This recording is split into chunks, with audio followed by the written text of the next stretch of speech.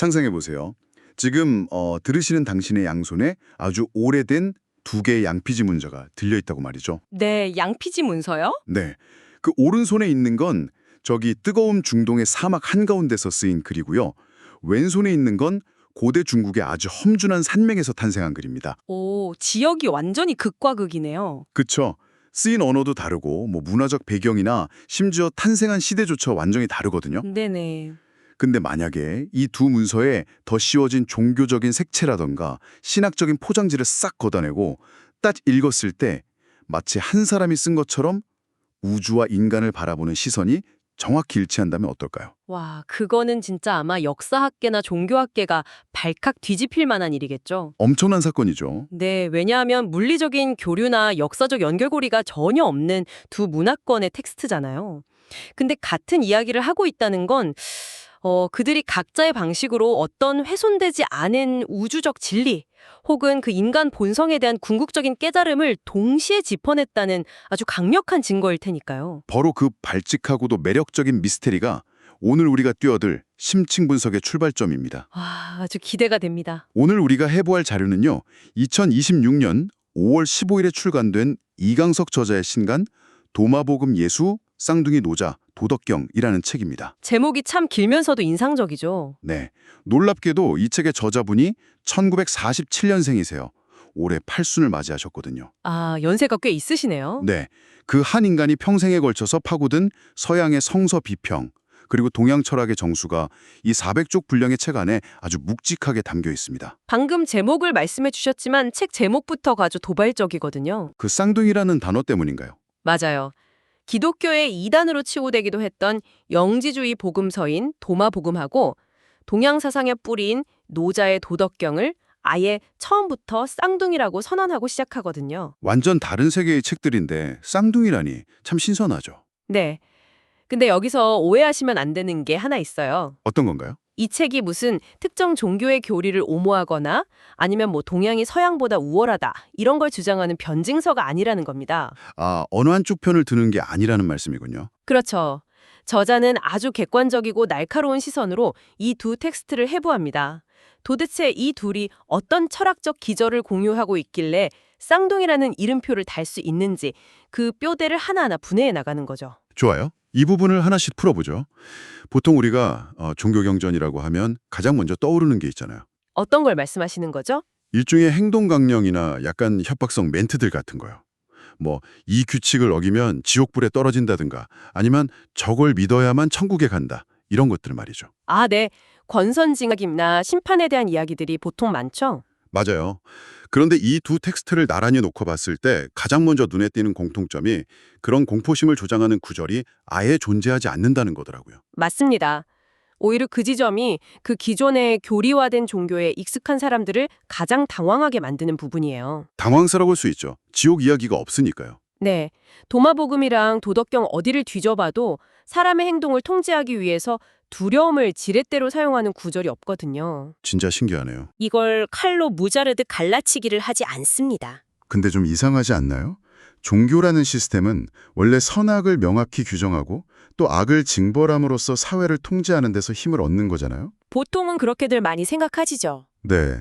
그런데 어떻게 선과 악의 구분조차 없이 영적인 가르침을 이어갈 수 있는 건지 저는 선뜻 이해가 가지 않습니다. 그 의문을 풀려면요. 저자가 텍스트를 관통하면서 세워둔 핵심 전제를 먼저 이해하셔야 해요.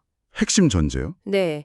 만물의 생명은 근원의식, 즉 그것을 동양처럼 도라고 부르든 서양처럼 하나님이라고 부르든 그 궁극적인 하나, 숫자 1이죠. 그 하나의 사랑에서 비롯되었다는 겁니다. 아, 모든 생명이 저로 그 하나에서 나왔다. 맞아요. 만약에 눈에 보이는 생명이 존재하지 않는다면 보이지 않는 그 근원조차도 존재할 이유나 가치가 없다는 거죠. 서로 뗄 수 없는 관계라는 거군요. 그렇죠. 도마복음이 왜 쌍둥이 복음으로 불리느냐 하면요. 제1장부터 삶과 죽음, 그리고 빛과 어둠을 서로 싸워서 없애야 할 적대적 관계로 보지 않기 때문입니다. 그럼 어떻게 보나요? 일방적인 승리와 패배가 아니라 상생, 즉 서로를 살려주는 관계로 묘사하거든요.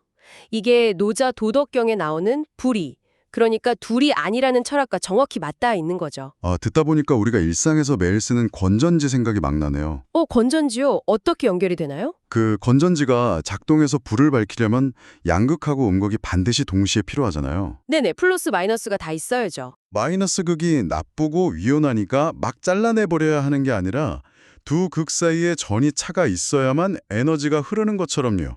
아주 좋은 비유네요. 그러니까 선과 악이나 삶과 죽음도 결국 생명이라는 거대한 에너지를 만들어내기 위한 필수적인 쌍둥이라는 뜻이군요. 양극과 음극의 비유도 아주 직관적이고 좋은데요.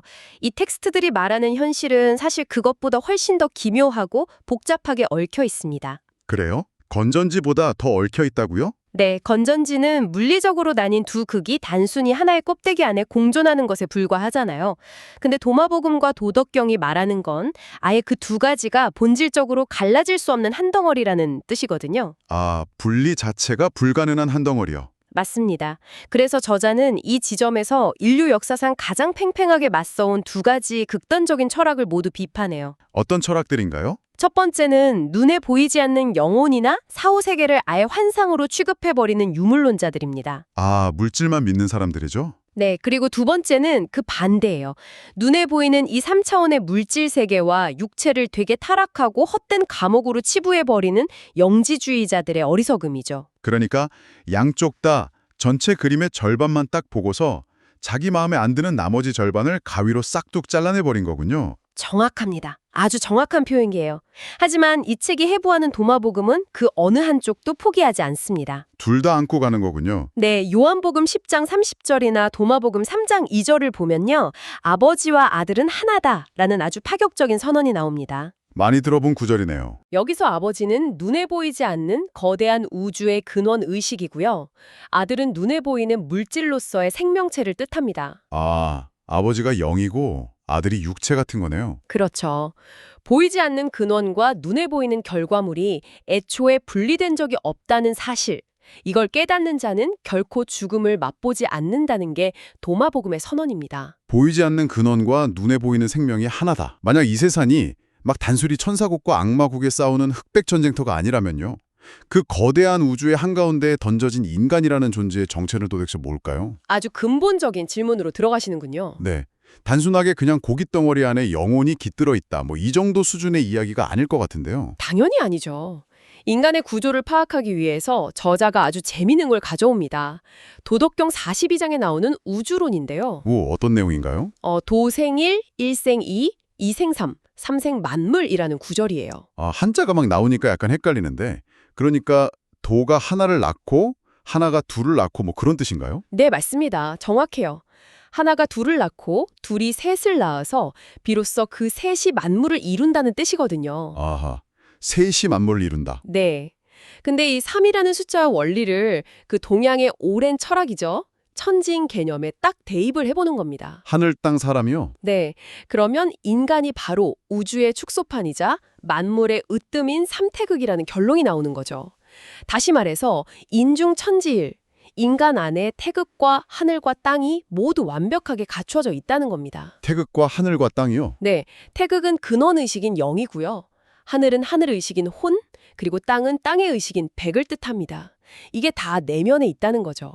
와, 인간이란 존재 안에 하늘과 땅이 다 들어있다는 동양 철학의 개념 참 웅장하긴 한데요.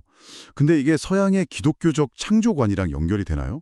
놀랍게도 그 연결고리가 이 책에서 가장 소름 돋는 대목입니다. 진짜요? 어떻게 연결되죠? 저자는 이 동양의 영, 혼, 백 개념을 서양의 성경, 그중에서도 창세기 2장에 나오는 인간 창조기사랑 1대1로 딱 해부해서 매칭을 시켜요. 창세기면 흙으로 사람 만든 그 이야기 말씀이시죠? 네, 맞습니다. 창세기를 보면 하나님이 흙으로 사람을 빚고 그 코에 생기를 불어넣어서 생영이 되게 하셨다고 나오잖아요. 네네, 익숙한 구절이죠. 여기서 생기를 뜻하는 히브리어 루아흐, 그리고 헬라어로는 푸뉴마가 바로 하나님의 근원의식인 영에 해당합니다. 생기가 영이군요. 네, 그런데 사람을 빚을 때 쓴 흙, 그 원어인 아파르 아다마를 좀 깊게 분석해보면 잠깐만요. 잠시만 브레이크를 밟겠습니다. 네, 너무 빨랐나요? 네, 지금 한 호흡에 히브리어, 헬라어, 거기다 동양의 혼백세상까지 막 섞여서 쏟아지고 있거든요. 루아흐, 푸뉴마, 아파르, 아다마. 아마 지금 듣고 계신 당신도 지금 저처럼 머릿속에 약간 지진이 나셨을 텐데. 아, 제가 너무 텍스트의 언어학적 분석에 흥분했나 보네요. 그러니까 창세기에 나오는 그 사람을 지은 흙이 우리가 길가에서 막 밟고 다니는 그런 진짜 흙이나 먼지를 뜻하는 게 아니라는 건가요? 조금만 더 쉽게 풀어서 설명해 주시면 좋겠습니다. 네네, 좋습니다. 속도를 조금 늦춰서 딱 본질만 뽑아보죠. 성경 창세기를 원어로 아주 자세히 들여다보면요. 하나님이 사람을 지으실 때 쓴 재료하고 나중에 들짐승을 지으실 때 쓴 재료가 사실 다릅니다. 그래요? 다 같은 흙이 아니었어요? 우리말 번역본에서는 그냥 둘 다 흙이라고 퉁쳐서 말을 하는데 원어의 뉘앙스는 완전히 달라요. 어떻게 다른데요? 사람을 지을 때 쓴 재료는 아주 가볍고 부드러운 티끌입니다. 저자는 이것을 묵직한 물질이 아니라 우리 내면에 심어진 가벼운 하늘의 씨앗, 즉 혼이라고 해석하는 거죠. 아하, 사람이 짐승과 다르게 사고하고 철학을 할 수 있는 그 의식의 씨앗이군요. 그럼 들짐승을 지을 때 쓴 흙은 뭔가요? 그건 말 그대로 아주 무겁고 단단한 땅입니다. 즉 생물학적으로 생존하고 번식하려는 짐승의 본능, 다시 말해서 육을 상징하죠. 육체할 때 그 육이요? 네, 서양말로는 샤륵스라고 하는데요. 동양 철학의 천지인으로 치면 이게 바로 백이자 땅의 의식입니다. 인간 안에는 이 가벼운 하늘의 의식과 무거운 땅의 의식이 모두 공존하고 있다는 겁니다. 아, 그렇게 매칭이 되는군요. 네. 그리고 창세기에서 아담이 여자를 만나서 부모를 떠나 한 몸을 이룬다는 아주 유명한 대목 있잖아요. 네, 결혼식 주례사에서 많이 듣는 말씀이잖아요. 그렇죠. 근데 저자의 렌즈로 보면 이게 일반적인 남녀의 결혼 이야기가 아닙니다.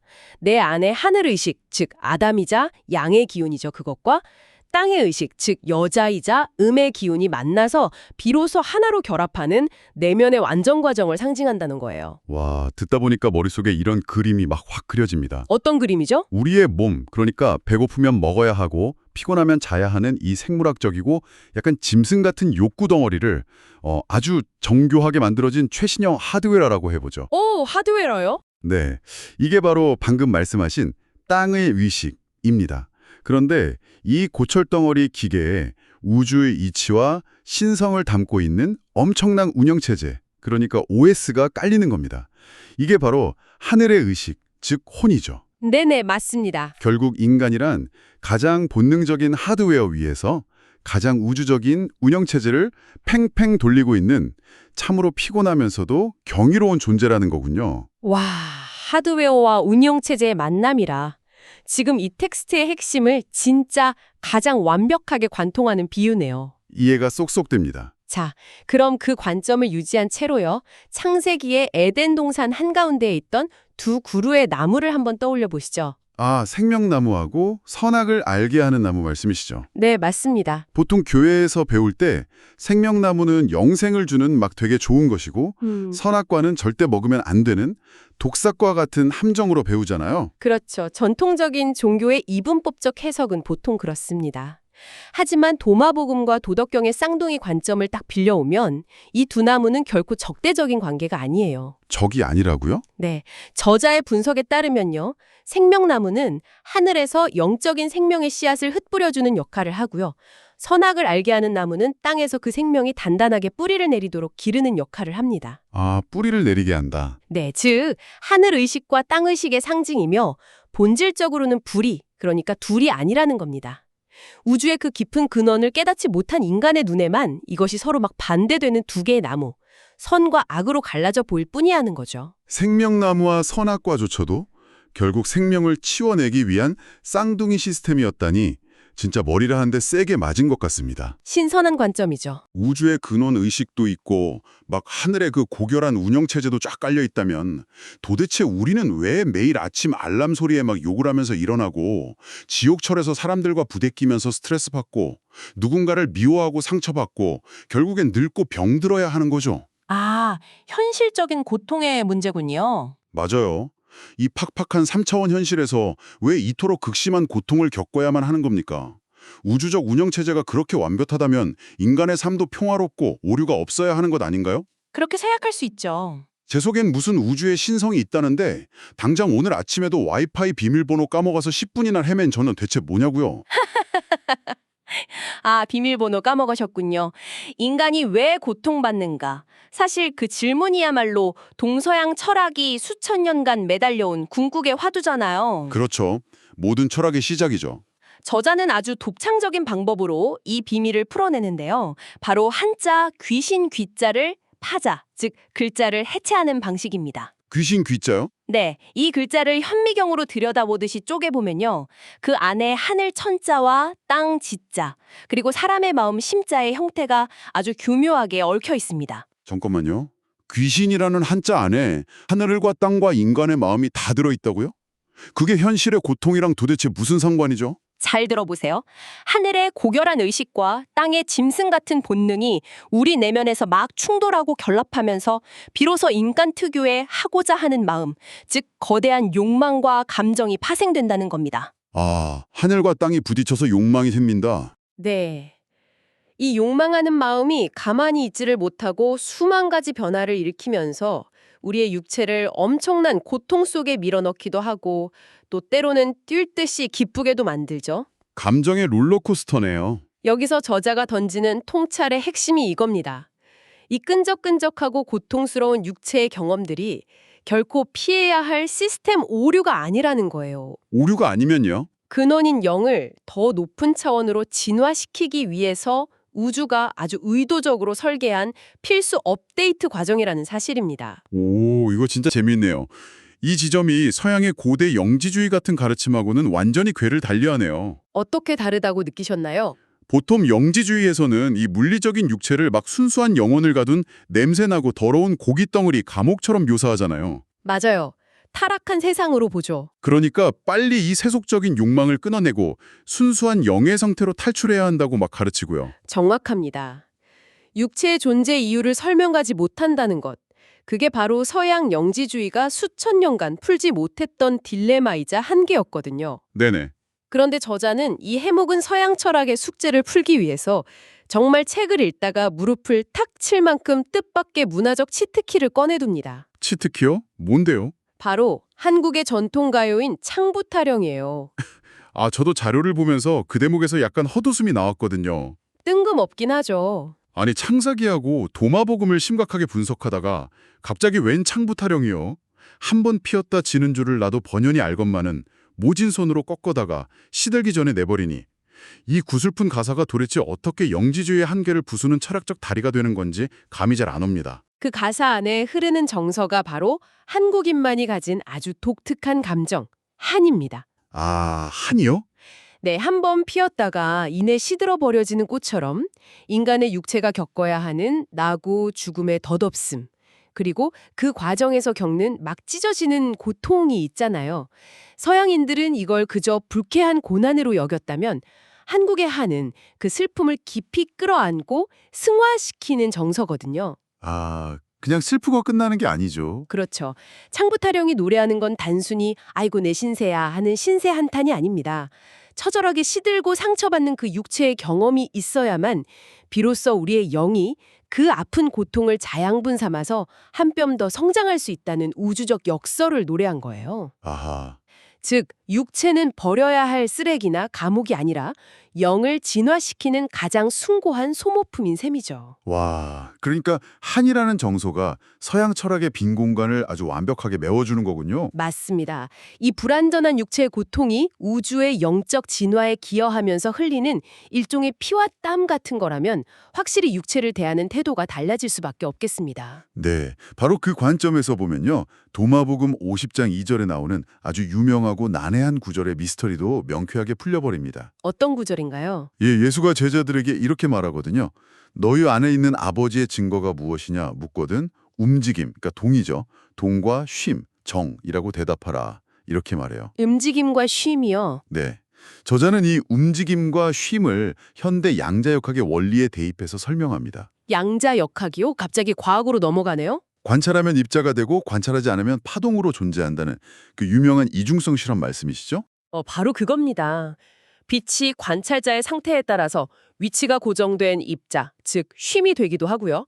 또 끝없이 퍼져나가는 파동, 즉 움직임이 되기도 하잖아요. 네네. 인간도 똑같습니다. 육체적 욕망이 현실과 꽝 부딪히면서 치열하게 요동치는 움직임, 즉 파동이 있을 때 우리는 끝없는 가능성 속에서 변화하고 깨집니다. 아, 현실에서 막 구를 때요? 반면에 이성이 그 욕망을 딱 통제하고 고요히 멈춰설 때 우리는 단단한 현실의 입자, 즉 쉼으로 존재하죠. 네네. 우리 내면에서 이 역동적인 움직임과 멈춤이 끊임없이 교차하는 그 현상 자체가 우주가 우리 안에 살아있다는 증거라는 겁니다. 아, 그게 증거군요. 도덕경 제1장에서도 비슷한 말이 나와요. 아무런 하고자 함이 없으면 우주의 신비인 묘를 보지만 하고자 하는 욕망이 있으면 만물의 변방, 즉 한계를 뜻하는 교를 보게 된다고요. 욕망이 한계에 부딪힌다. 네, 욕망 때문에 현실과 부딪혀 깨지는 그 아픈 파동이 역설적이게도 영적 에너지를 팽팽 돌리는 원동력이니까요. 현실의 한계와 부딪히고 깨지는 고통 자체가 에너지를 만든다. 아, 생각해보면 제가 아까 했던 그 운영체제 비유 있잖아요. 그거 반쪽짜리였네요. 왜요? 아주 좋았는데요? 저는 하드웨어랑 아무 충돌 없이 막 매끄럽게 돌아가는 게 완벽한 OS인 줄 알았거든요. 근데 그게 아니었습니다. 깨달음이 오셨군요. 오히려 하드웨어를 막 한계치까지 밀어붙여서 과열되게 만들고 그 과정에서 발생하는 뜨거운 마찰열로 시스템 스스로를 진화시키는 아주 지독하고 치밀한 운영체제였던 겁니다. 완벽한 정리입니다. 스스로 진화하는 시스템인 거죠. 그렇다면요, 이 거대하고 막 우주적인 지식들이 지금 이어폰을 딱 꽂고 오늘이라는 하루를 버텨내고 있는 들으시는 분들에게 도대체 어떤 실용적인 의미가 있을까요? 이 부분에서 저자의 결론이 아주 단호하고 현실적입니다.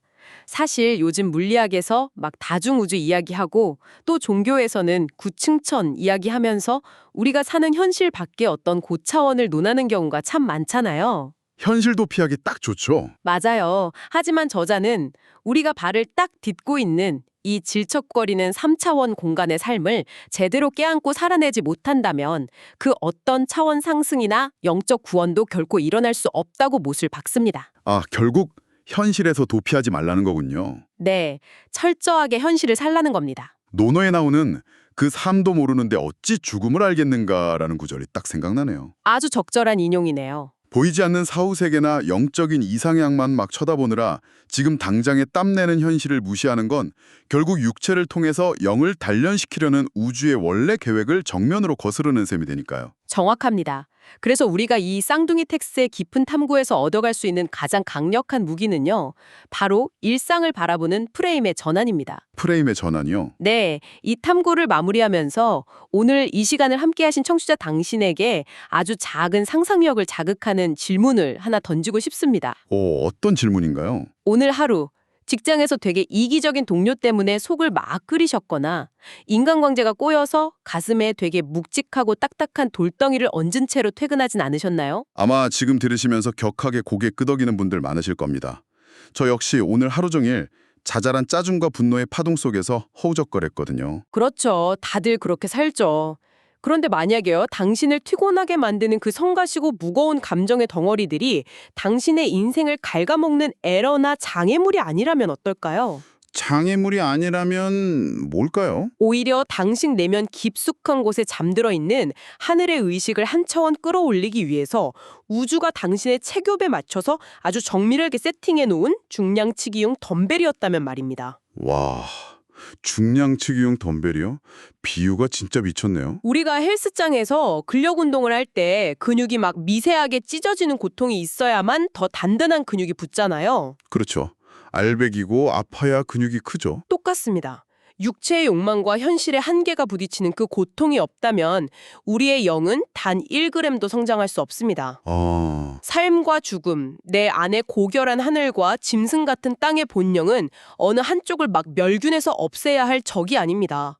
서로를 완성시키는 가장 완벽한 쌍둥이라는 이 관점. 네네. 이것이 내일 아침 당신이 세상이라는 체육관 문을 딱 열고 들어설 때 당신에게 날아오는 스트레스를 바라보는 방식을 어떻게 바꿔놓을지 한번 깊이 상상해 보시기 바랍니다. 야, 처음에 우리가 은근히 기대했던 막 천국행 티켓을 얻기 위한 되게 깔끔하고 도덕적인 체크리스트 따위는 애초에 없었네요. 네, 그런 건 없습니다. 대신에 기쁨과 슬픔, 거룩함과 세속적 욕망이 정말 쌍둥이처럼 춤추는 이 치열한 현실을 꽉 껴안고 바벨을 들어올리는 것.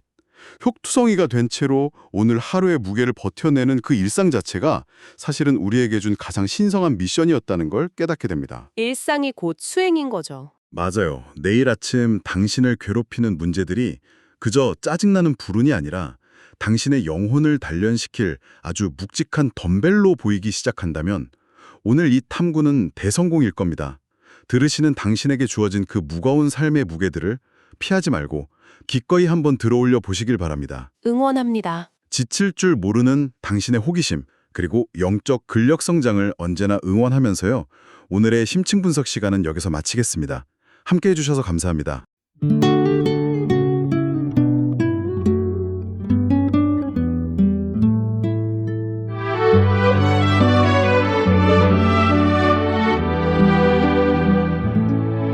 도마복음 예수 쌍둥이 노자 도덕경 기독교 영성과 동양 철학의 조화를 찾아 만물의 근원은 하나의 진리라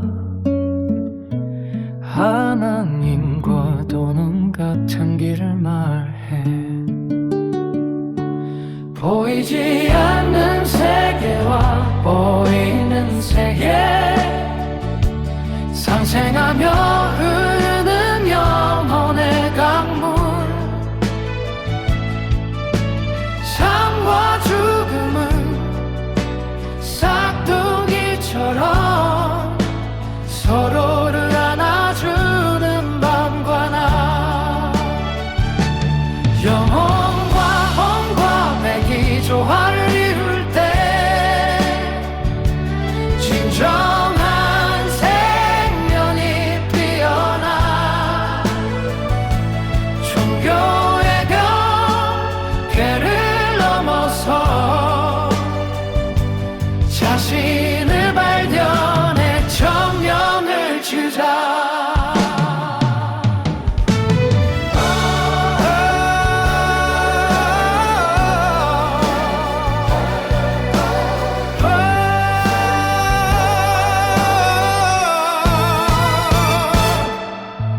텍스트는 말의 영적 세계 이 비밀